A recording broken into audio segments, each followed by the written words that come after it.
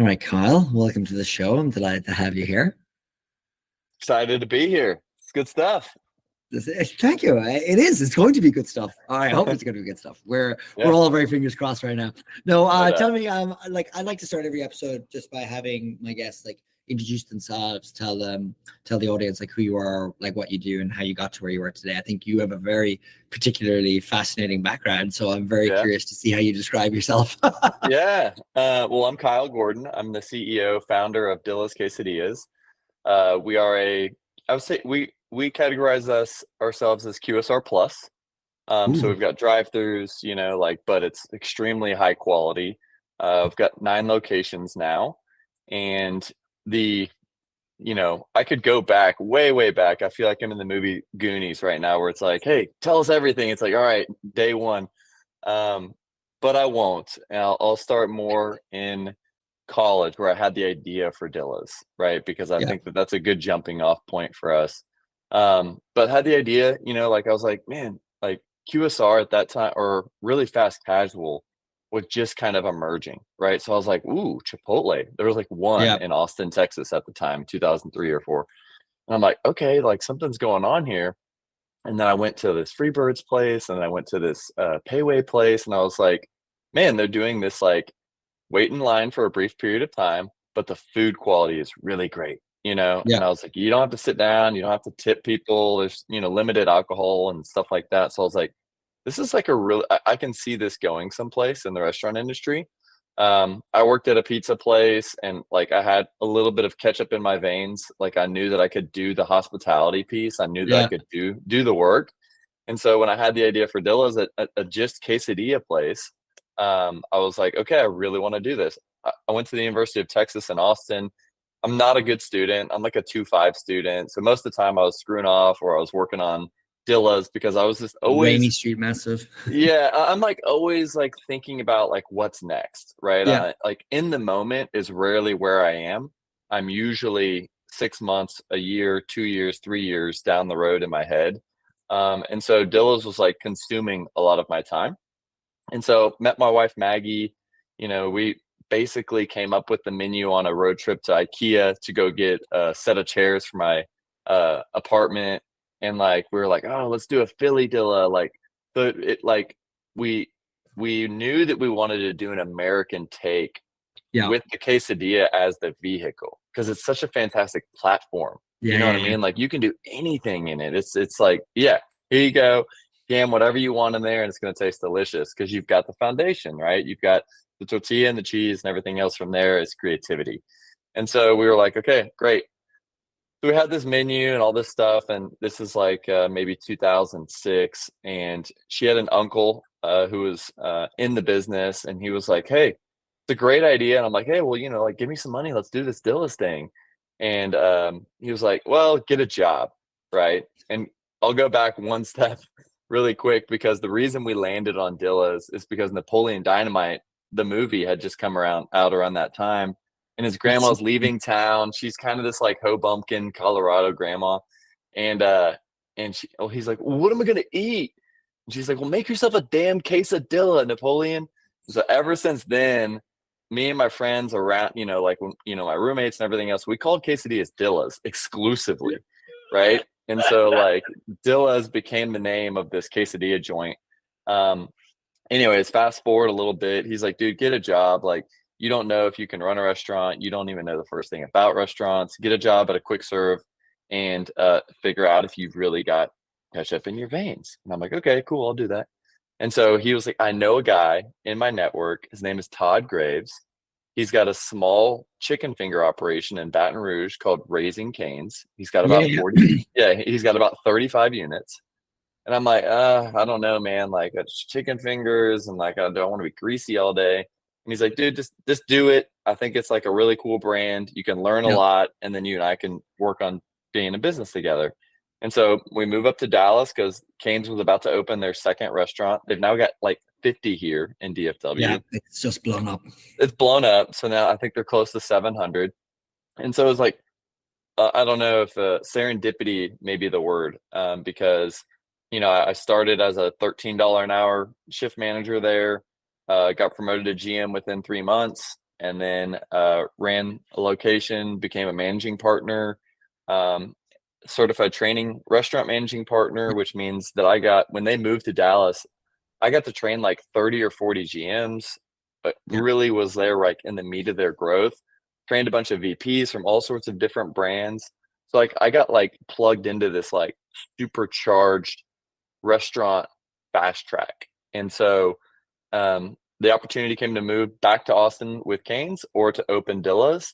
And so I went to the in-laws and said, hey, listen, we're either going to move to Austin or we're going to stay here in Dallas and open Dillas. By the way, Maggie's pregnant. So get your checkbook, out, or we're heading to Austin.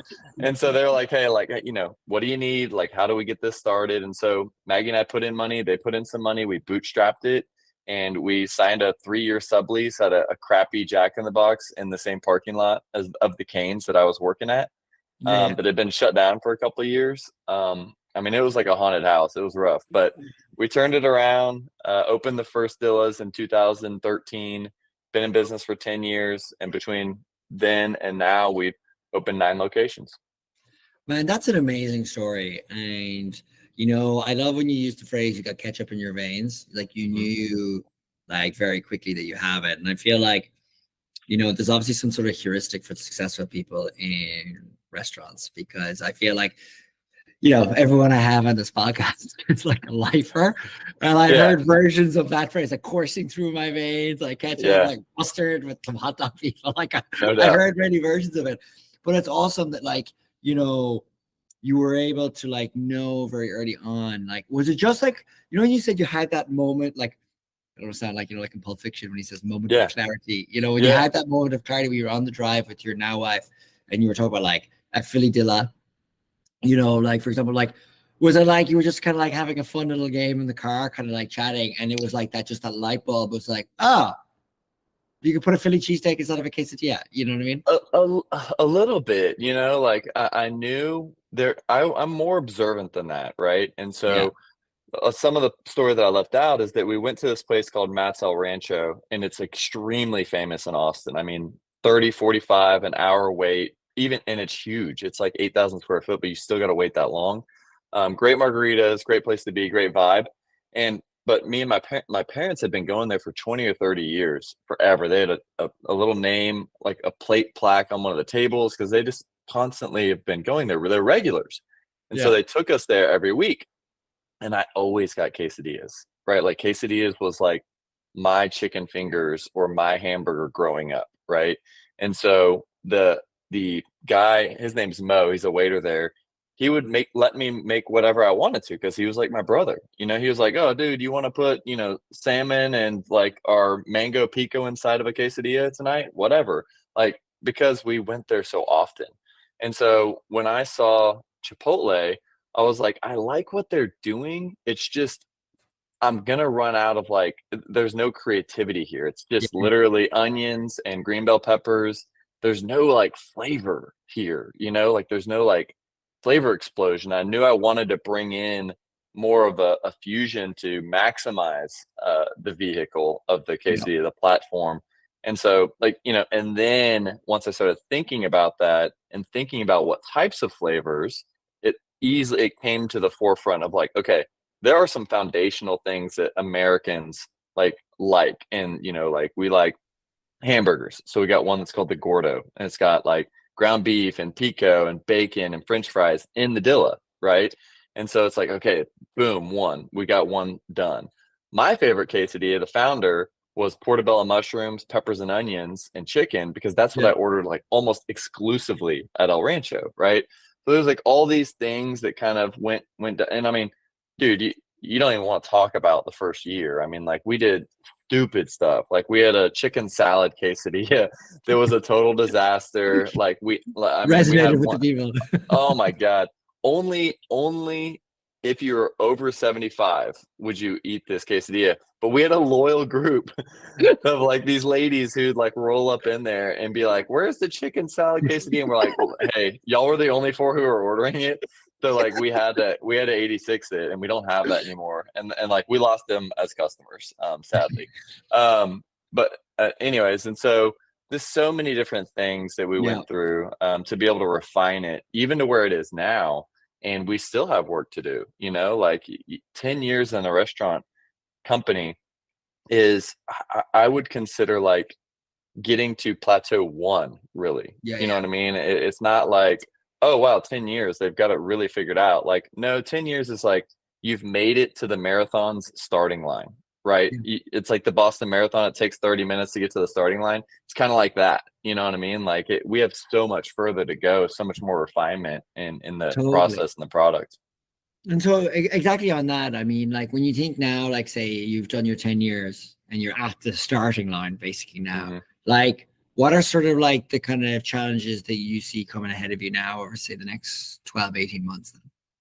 There's so many challenges that sometimes it can be discouraging, and I've got to like come back down to why we're really doing it. You know, like our purpose is to build community through primo quesadilla meals, right? And if you don't have something that can ground you in the communities that the existing 9 locations are in, Yeah. sometimes it can get discouraging in this business because, you know, dude, we just went through 3 years, I mean, of hell, you know, Mhm. like whether it was closures, whether it was, you know, difficulties, you know, governmental regulations, commodities spiking so fast that a little Yeah. business like us, I mean, it's $700 per unit to change our menus, right? So like, Yeah. we're not like these big boys who are like, oh, let's just take 4% every 3 months. You know what I mean? No, like Yeah. we took one price increase because that's like what we could manage as a small team, you know, Yeah. to be able to catch up and stay up with commodities. And so I think looking forward, you know, the disruption I was a little bit nervous about was like people building these like ghost kitchens that you Yeah. don't hear as much about anymore. I was worried about the commoditization of brand, right? I was worried that Yeah. it was like, oh, the people will just eat any quesadilla brand. Well, they won't. You know what I mean? Like they still want it to be of a high quality. They want it to be, you know, a Dilla because that's what they trust, that's what they know. And so that is encouraging to me. I think that keeping up with the big boys on automation, keeping up with the big boys, and when I say big boys, I mean like, you know, the 2 or 300 million plus companies, you know, that they can Awesome. start to dabble in AI, start to dabble in AI drive-through order taking, start to dabble in really advanced apps, you know, that have Yeah. geofencing and like these things that are just going to destroy single and 2 unit operators. You know, like those people to get to scale now is the real difficult thing, you know, Yeah. because money's expensive, construction is way up. So when you look at, you know, new new brands that are trying to bring Yeah. something fresh and novel to the industry, um, it the it's a very difficult barrier to break through. I mean, you've got to be really exceptional. You got to be really, you really got to have your head on straight, and your leadership has to be focused on the capitalization piece, you know, Yeah. Yeah. because, you know, I mean, even at 9 or 10 units, you know, being undercapitalized is could be 3 months you're undercapitalized, you know, like depending on the macro environment or what's going on in that neighborhood, you know, because you don't have, you know, multiple different markets that are like supporting your same restaurant sales growth or whatever, you know, like Chipotle sends out these sexy numbers, but they've also got 2,800 units and they're opening 5 a month, you know, or more, Yeah. you know, and it's like, oh, okay, well, what about this region? Is that one negative, or is your entire system, every restaurant positive? You know, like, and so like they're able to kind of balance everything out because of the vastness of their enterprise. So I'm a little bit nervous about it getting a little bit more difficult for smaller businesses, Yeah. smaller concepts to scale, I think. And And- drone delivery. You know, like I'm a technologist. I love the Yeah. technology. I was like talking to our investor the other day. I was like, dude, like when are we gonna put like solar panels on the roofs? You know what I mean? He was like, all right, like let That the would be early nice. adopter, let Chipotle figure it out, and then once they do, like we'll figure out whether or not it is suitable and sustainable to be able to incorporate into our new build out Um, location or whatever. So It's interesting. I mean, there's so many things that you mentioned in that I that talk a lot. I I talk a no, lot. no, So I was like like, that's the there's so problem with many having me on a things. 30-minute podcast. Well, if you got time, we can go over. If you go over, it's Okay. fine. Okay. I think we got time, nothing but time. Okay. No, it's interesting. All right. Okay, so it's interesting you said there about racing to be first, but let Chipotle be first. I find that a lot of people I've had on the podcast have a similar sentiment to you. I had the CEO of East Coast Subs on, Penn Station East Coast Subs on, and he was talking exactly about that, about third party, that they were very late to third party because he was like, it didn't really make economic sense like on the margin for them to really be like kind of doing that. And Yeah. eventually relenting because of like COVID, because it's like you need to like keep KTLO to Yeah. keep the lights on. But No doubt. one of the things I was thinking about there, which I thought was interesting, was you talked about the ghost kitchens and like the commodities of the brands. And I'm actually quite fascinated by that, like personally, as my job is marketing, my job is growth. I mean, I don't do Yeah. restaurants, I do talk to a lot of restaurants. Yeah. But what I find fascinating about that is it is actually amazing. But I think the reaction of restaurants to third party and this is even more impressive now. I'll give you an example. I had a guy on who's CEO of Angry Crab, not Angry Crab Shack, is it? No, it's I'm now butchering it. I'm going to have to apologize to him now because I just butchered it. But the Shuck and Shack, sorry, there's so many Oh names. yeah. The Shuck and Yeah. Shack. And JW, I had him on the pod, and he was like very adamantly like anti sort of third party. And he was like, you come to our restaurant for the vibe. What is Yeah. the vibe? It's not just the food, it's not just the drinks, it's the whole experience. And it's like, you're not getting that in a third party app. Do you know what I No. mean? And it's like, and that was one of the first people who kind of really like kind of pushed me on that. And I think we ended up having a big long chat about ghost kitchens. And like I think they're being outed now. I think people are starting to come back to understanding the quality and the rationale for going to a restaurant in the first place. Think about it like a long time. I mean, we're almost in the 4-year anniversary of lockdown. Yeah. You No know doubt. what I mean? It was like Crazy. March. You know what I mean? It's like we're finally getting at the back of it. But I look at Yeah. something like ghost kitchens and I kind of go, I saw a very funny TikTok or Instagram reel, whatever. I'm so old now. Whatever the version of that video is. Whatever the coolest thing is, yeah. Whatever the latest video thing is. But this girl was outing ghost kitchens on the platform. Like she's like, "Where's this restaurant?" And Right. like, "Where's this random chicken burger from?" And it's like every single thing on the app was like the same kitchen Yeah. behind a certain very large brand that Yeah. obviously was renting out their kitchen. And I'm like, to your point, when you think about brand, I'd love you to like speak a bit more to that about how you think that impacts a brand. Like Yeah. and how people's perception of food and restaurants has kind of evolved because of these apps. Yeah, and I think that there's again, there's segmentation, right? Like you want to be able to get your product as frictionlessly to your consumer where they are as possible, right? And so like for us, man, like my mix is like 50% drive through. You got takeout, online ordering, probably 15% third party. You got 5 to 8% on catering. And then you get this little sliver over here for me that is 15%, 10 to 15%, depends on the restaurant, dine in. Yeah. Right. And so, even though we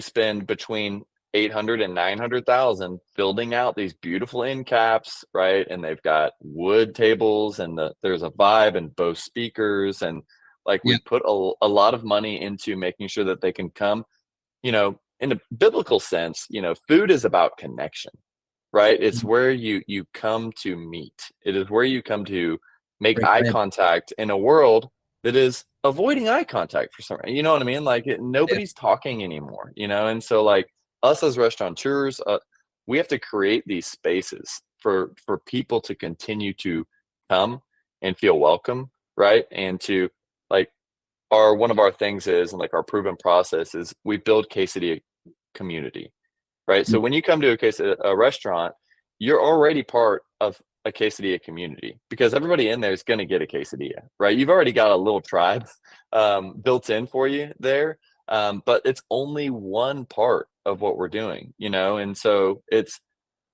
as it pertains to the brand and where it's going, we want to compete on quality and Yeah. service. and the people who are doing the ghost kitchen, they have to compete on price, right? Yeah, And yeah, I've done the modeling for a ghost kitchen, right? And I've done the modeling for, hey, there's a centralized hub, there's 26 kitchens in here. We're going to run 700 brands out of it, whatever. And it was really difficult to make it work. And, yeah, it's also difficult on training. It's difficult on consistency because they're making a burger, then they're making a taco, and then they're making a spaghetti plate. That didn't work. And then yeah, in my head, the biggest like thing, you've got to sell your product and you've got to sell your pride and passion for what you're doing first to the team members. And it's all, I would consider it near impossible to build a fantastic ghost kitchen culture. There's not that many windows, right? There's not brand continuity. There's not a yeah, singular vision, like about like, hey, we're going to be the best in the world at primo quesadilla meals. No, it's like, hey, you're a warehouse worker, you're building food widgets and get them out as fast as you can because we got to turn a profit somehow in this little 1,000 square foot box that we're in, yeah, So I think all of that stuff matters. I think that people at the end of the day are very authentic and real, like even though that, maybe big marketing, is like telling us that we're not maybe. But like humans like do care about that stuff. They do care about an engagement. They do care about a smile, a good day, like yeah, there's certain things that I think are going to continue to win. But at the same time, there's also the lazy teenage segment who like is going through something, or maybe they have a pimple right in the middle of their nose and they need to order third party. I don't know. You know what I mean? Or they're in a gaming yeah, session for 3 hours and like they want your product but they want it delivered to their house, and I'm happy to meet yeah, them there as well, so I don't know, there's just a lot going on, but I think that um, good brands will continue to win. yeah, And I think that there's a certain level of trust of having some brick and mortar so people can go, experience you. And what we found a lot is like when we open new locations, it's that product, um, you know, mix and usage mix is like 70% dine in and takeout at the beginning before it transitions into 50% drive through. They don't trust you right off the bat. They want to come in. They want to come in and yeah. see That's what interesting. you've built. They want to come in and see the type of people you've hired, the cleanliness of the space. And then they're like, okay, this place is legit. Like, I like it, but next time I'm going to get it on my way home. Next time I'm going to get it while I'm taking my kids to soccer, like, because I trust them and I know it's going to be a good experience. Yeah, and so I mean that's kind of amazing. And I think like, when you think about, like loyalty, for example, of these customers, because you're talking about community, and you're talking Mhm. about like you're in the Dilla community. I need to pronounce Yeah. it. Yeah. Dillas. You got it. uh, You got it. you're in the Dilla community, and are you tracking that loyalty? Are you like formally? I think I saw like on your LinkedIn that you like posted something about like an app that you guys had launched, like the Thanks Yeah. app, or something. Yeah, yeah, Yeah. yeah. We're 10 years into that, but like back in the day when we started, it was a postcard and you put your email on it and you put it in a fishbowl. You know what I mean? And like it was Yeah, like yeah, that for a long time. yeah. 0 to 1, Um, man. yeah, like simple. But then so we built out like an email list, right? And so that was our first kind of loyalty program. And it was like you get a free deal on your birthday and you get something for your anniversary. We never had the time to like direct market email to people. Like I would have Yeah, loved to have sent an email every month, but like usually it was like one every 4 months, right? And so like, yeah, yeah, and then we put a pop up on our website, and we ended up having 50,000 people in this group, which is great. yeah, But like as it pertains to more recent app loyalty and like data segmentation and like yeah, all yeah, of that, like we're really just kind of getting into that, and because another going back to the technology side of me, I yeah, really think that very quickly we're moving to having like we wanted to be part of the digital wallet, yeah, and I think that like pretty quick you can see within the next 3 to 5 years, most people are going to be able to have an app, pay through their app, have a or pay with their phone almost exclusively rather than having yeah, cards and cash more and more and more and more. So like I knew that we needed to be a part of that, but the investment needed to come down. Like we got turned down by Olo almost like that. They're like, how many restaurants do you have? We're like, oh, trust me, we're gonna grow. You're gonna love us. And they're like, oh, great, we'll call you back. No, no, they never called us back. Ah, the life Um, of an SMB. yeah, yeah, that's right. So I'm like, all right, see you later. But eventually, like we got enough size, enough, kind of skins on the wall, tenure, etc. So we're a couple of these companies were like, okay, like I think that we can build you something, get you on a monthly rate that is, Yeah, affordable to your scale and size. Anyways, thanks ended up being the best partner. One thing that we love about them, again, continuing to go into this kind of, I'm always about reducing friction. It's yeah, very Amazon model, right? It's like, how do we make it as simple as possible, as frictionless as possible for our customers to order from us and be happy? They want the food and they want the experience quickly. And so thanks, you don't have to scan anything. You tie your yeah, yeah. card to it so you can collect your loyalty without having to, it's a more frictionless loyalty process.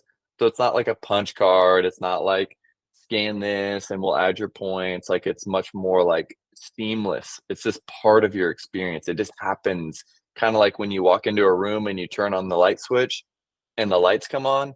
Like that's not magic. You know what I mean? Like it's a conductor and like it's light and it's power from the city grid and all these things happen, but you're just so used to it. It's like magic, right? And Yeah. so like, that's how we want our loyalty app to be. It's like, ooh, I can just reorder what I got last time. Oh, that's amazing. Like that makes it better for me. Oh, their pricing and their fees are lower on their native app that I don't have to go to Uber and do and pay all their fees and pay all their upcharges and all that crap. Like we're finally as an industry clawing back our customers from these people who had all the money and were able Yeah. to take them away from us for a period of time in 2020 2021.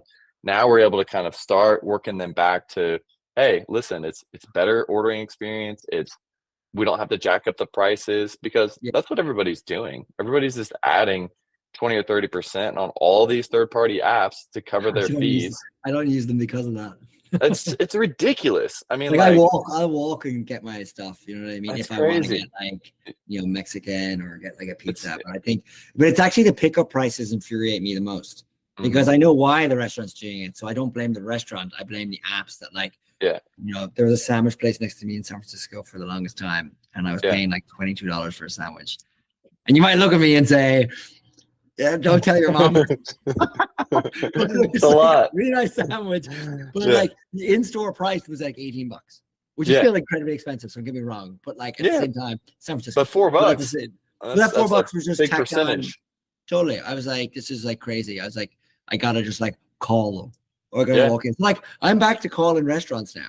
Like I'm yeah. calling It's great. places for availability. I'm like, they're like, we don't even have a pen and paper to take to you. Right. Like, who is this Yeah, analog over here? They're like, it's got. I just feel like that they've over penalized restaurants across the yeah, board. And I yeah. think to your point that you'd mentioned earlier about smaller restaurant groups or smaller restaurant chains, brands, the one, the twos, I mean, they're under incredible pressure now.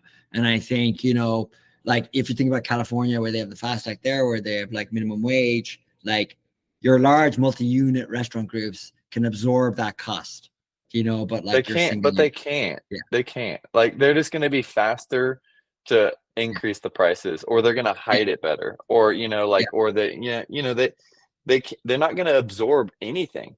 They're going to work the system where they can make 15 to 20% EBITDA.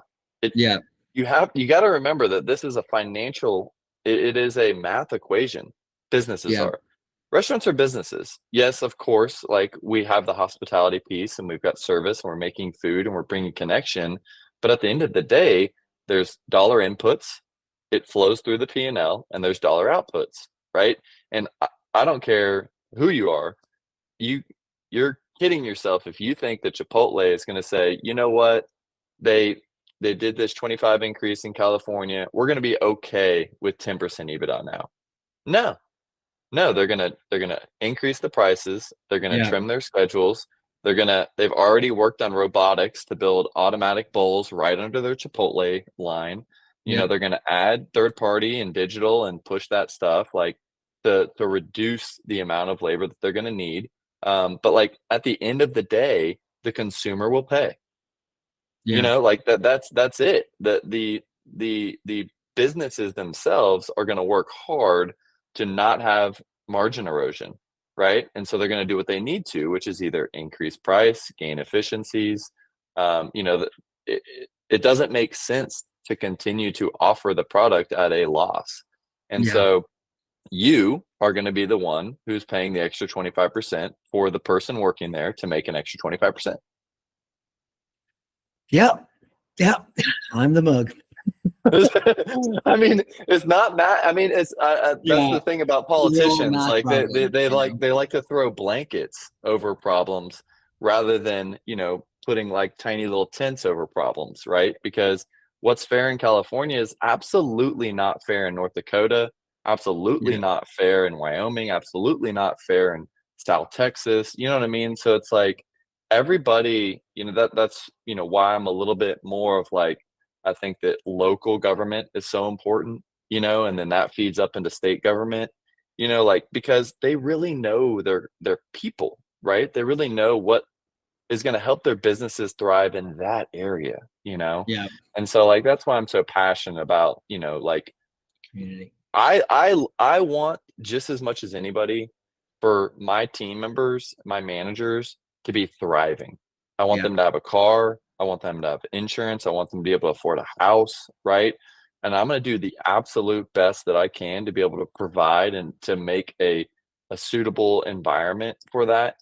And you've got to have great average unit volumes. You've got to be able to share those incomes with the people that are working those units.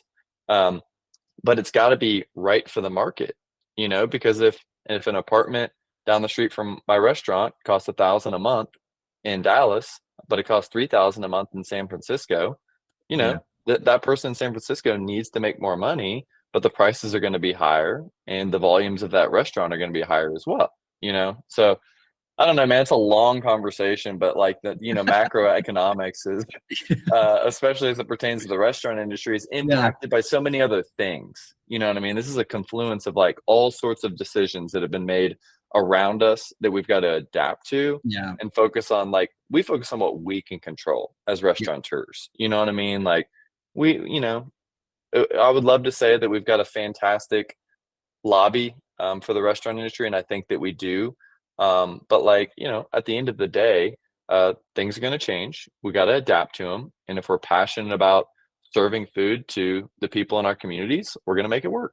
That's it. That's awesome. Well, Yeah. you know what you know what I asked it, and it's, I mean, there's been, I mean, this has been an education, I have to Okay. say. Good. Yeah, I feel like I've learned so much here. Definitely need to be better at my economics. But There's a like, lot going on. You know, like the restaurateurs, like the guys who have to get the capital, the CEOs, right?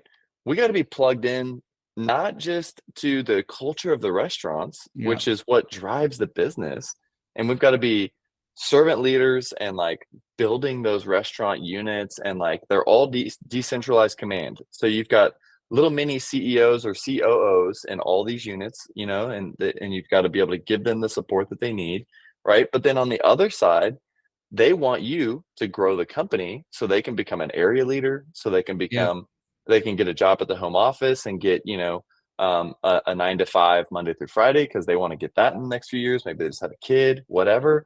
So it's our responsibility to grow the enterprise for them, right? As a growing QSR Plus brand or whatever kind of brand you're yeah, leading as a CEO. And so you've got to worry about the capital markets. You've got to worry about where we're going to get the money for growth, like what new markets are we going to go to, what states are going to be the most receptive to us. No way I'm going to California. Not until they figure it you're out. not You know you're what I not the first person that said that on this podcast. Yeah, it's too hard to do business there, right? And so like where am I going to get the maximum ROI, be able to hire the most people, Yeah, right? Make the biggest impact, and like that's where I'm going to go. I'm going to go where I feel welcomed, just like a restaurant that you would go to. You don't want to go to a place that's like holding the door shut while you're trying to come in, right? You're like, no, like you want somebody to hold the door open and be like, "Welcome to Dillas. What's up, man? Like good to see you again, Alex." Like somebody so says that to me at Dillas, I'm flying straight to Texas. If somebody actually says that to me, like, come dude, on, man. bro, welcome to I'll meet you Dillas. there. I'll meet you there. I'll meet you there. But so there's the CEOs of these emerging brands. We've got to know those things. Like we've got to be thinking ahead and kind of like where we fit. And I think that's, dude, I mean, this is another long discussion because, the capitalization, private equity, banking, Yeah. all these different things that are really powering the industry right now. It's not like your local banks. You know what I'm saying? Like The sharks. Yeah. none of these emerging brands can grow fast enough and fill their niche, fill their gaps. Or it's franchising, but franchising right now, the model's jacked up, man. Yeah. Like because construction costs more than the 3-to-1 payback, right? And like it's like where am I supposed to build these and make my money back in any sort of reasonable amount of time and also pay your royalty, Yeah. right? And so that's a little bit broken right now, and we're trying to figure that out. Volumes aren't amazing right now because there's so much macro pressure on the wallet of the normal consumer that Yeah. they're not eating out as much.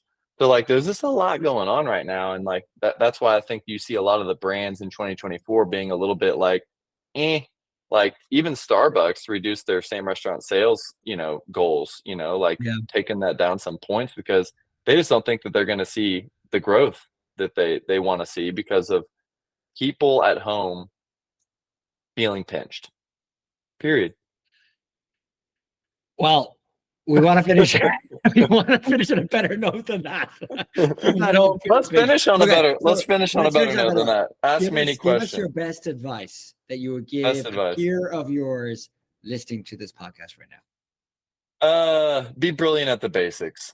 Like I think that that's the most important thing. Do the easy stuff right. One of the things that's on our kind of how we grow sales chart is details, details, details. Like when you described vibe to me is something that you feel as soon as you grab the handle on the door that you're going into, right? Like it's like that's going to be that type of experience. And so being brilliant at the basics is having consistent product, having staffed locations.